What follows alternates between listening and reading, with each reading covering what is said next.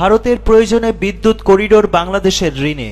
ভারতের উত্তর পূর্বাঞ্চলের রাজ্য থেকে বাংলাদেশের ভেতর দিয়ে ভারতের অন্য অংশে বিদ্যুৎ নিতে 765 কেভি বিদ্যুৎ সঞ্চালন লাইন নির্মাণ করতে চায় নয়াদিল্লি। আর এ সঞ্চালন লাইন নির্মাণে কারিগরি এ আর্থিক বিবেচনায় বাংলাদেশের সঞ্চালন প্রতিষ্ঠান পাওয়ার গ্রিডের কোনো প্রয়োজন না হলেও ভারতের স্বার্থ রক্ষায় একতরফাভাবে পাওয়ার গ্রিডের মাধ্যমে কাজ করার সিদ্ধান্ত দেওয়া হয়েছে বলে অভিযোগ উঠেছে। ভারতের প্রয়োজনে বাংলাদেশ অংশে সঞ্চালন লাইন স্থাপনে বাংলাদেশের উপর 6000 থেকে 7000 কোটি টাকার ঋণের বোঝা চাপবে। এ বিষয়ে শেখ হাসিনা সরকারের শেষ সময় 18 থেকে 21 জুলাই ভারতে অনুষ্ঠিত এ সংক্রান্ত যৌথ স্টিয়ারিং কমিটির সভায় এককভাবে সম্মতি দিয়ে এসেছেন খোদ বিদ্যুৎ বিভাগের অতিরিক্ত সচিব সৈয়দ মাসুম আহমেদ চৌধুরী। বিদ্যুৎ বিভাগের এক দায়িত্বশীল সূত্র জানিয়েছে, ভারতের প্রয়োজনে ভারতের বরণগড় হতে বাংলাদেশের অভ্যন্তরে পার্বতীপুর হয়ে ভারতের অপর অংশ কাতিহারে 765 কেভি সঞ্চালন লাইন স্থাপন করার উদ্যোগ নেয় নয়াদিল্লি। 2016 সালে এই উদ্যোগ নেওয়া হয়েছিল, কিন্তু কারিগরি ও আর্থিক বিবেচনায় এ সঞ্চালন লাইন স্থাপনে বাংলাদেশের কোনোই প্রয়োজন নেই, কারণ আদানি থেকে প্রায় 1600 মেগাওয়াট বিদ্যুৎ আমদানি করা হচ্ছে। রূপপুর পারমাণবিক বিদ্যুৎ কেন্দ্র থেকেও প্রায় 2500 মেগাওয়াট বিদ্যুৎ উৎপাদন হবে। এজন্য আলাদা আলাদা সঞ্চালন লাইন স্থাপন করা হয়েছে। ফলে এই অঞ্চলে আলাদা আরেকটি সঞ্চালন লাইন স্থাপনের তেমন কোনোই প্রয়োজন নেই। আর এই কারণে বাংলাদেশ থেকে এ সঞ্চালন লাইন স্থাপনে কালক্ষেপণ করা হচ্ছিল।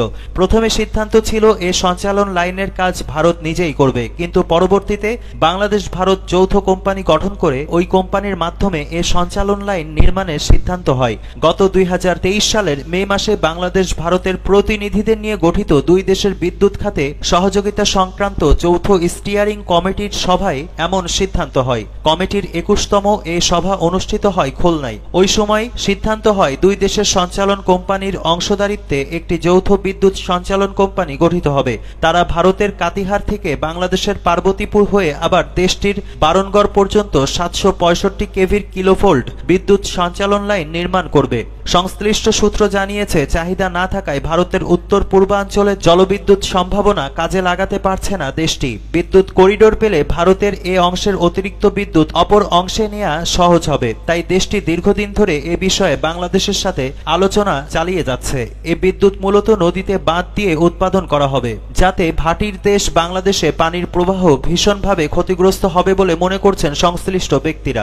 সংশ্লিষ্ট সূত্র জানিয়েছে, বিদ্যুৎ বিভাগের কিছু কর্মকর্তা ভারতের স্বার্থ রক্ষার জন্য বরাবরই মরিয়া ছিলেন। বিদ্যুৎ সিস্টেমকে ধ্বংস করার এজেন্ডা বাস্তবায়নের সব সময়ই সোচ্চার ছিলেন তারা। তাদের মধ্যে অন্যতম হলেন বিদ্যুৎ বিভাগের অতিরিক্ত সচিব সৈয়দ মাসুম আহমেদ চৌধুরী। তাকে সম্প্রতি বিদ্যুৎ বিভাগ থেকে বাস্তবায়ন পরিবীক্ষণ ও মূল্যায়ন বিভাগের মহাপরিচালক হিসেবে জনপ্রশাসন থেকে আদেশ দেওয়া হয়েছে, কিন্তু তিনি বহাল তবিয়তেই বিদ্যুৎ বিভাগে পড়ে রয়েছেন। এর আগেও তাকে এনআইডি প্রকল্পের ডিজি করা হয়েছিল। তিনি নানাজনের কাছে তদবির করে জনপ্রশাসনের এ আদেশ বাতিল করেছিলেন। পিজিসিবি এক সমীক্ষা করেছে, 765 কেভি সঞ্চালন লাইন স্থাপনে প্রতি কিলোমিটারের জন্য ব্যয় হবে প্রায় $3 মিলিয়ন। প্রায় 300 কিলোমিটার সঞ্চালন লাইন স্থাপনে ব্যয় হবে $900 মিলিয়ন বা $90 কোটি, যা স্থানীয় মুদ্রায় 10,000 কোটি টাকার ওপরে। ভারতের প্রয়োজনে এ লাইন স্থাপনে এক্সিম ব্যাংক অব ইন্ডিয়া এ অর্থ ঋণ দেবে।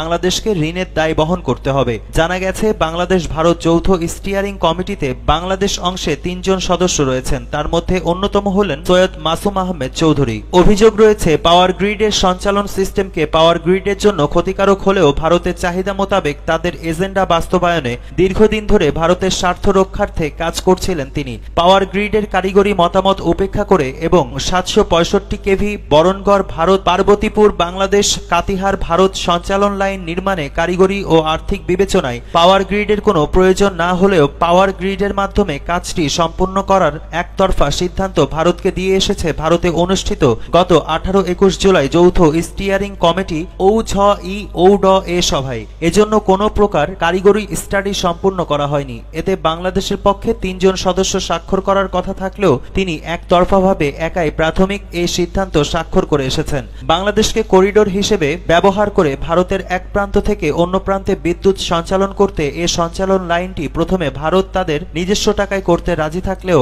আলোচ্য সভায় এ কাজটি পিজিসিবি করবে বলে সিদ্ধান্ত দিয়ে আসেন এই কর্মকর্তা।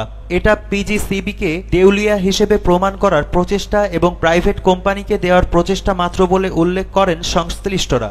এ বিষয়ে সৈয়দ মাসুম আহমেদ চৌধুরীর বক্তব্য নিতে গতকাল সন্ধ্যার পর কয়েক দফা ফোন করেও তার কোনো বক্তব্য নেওয়া সম্ভব হয়নি।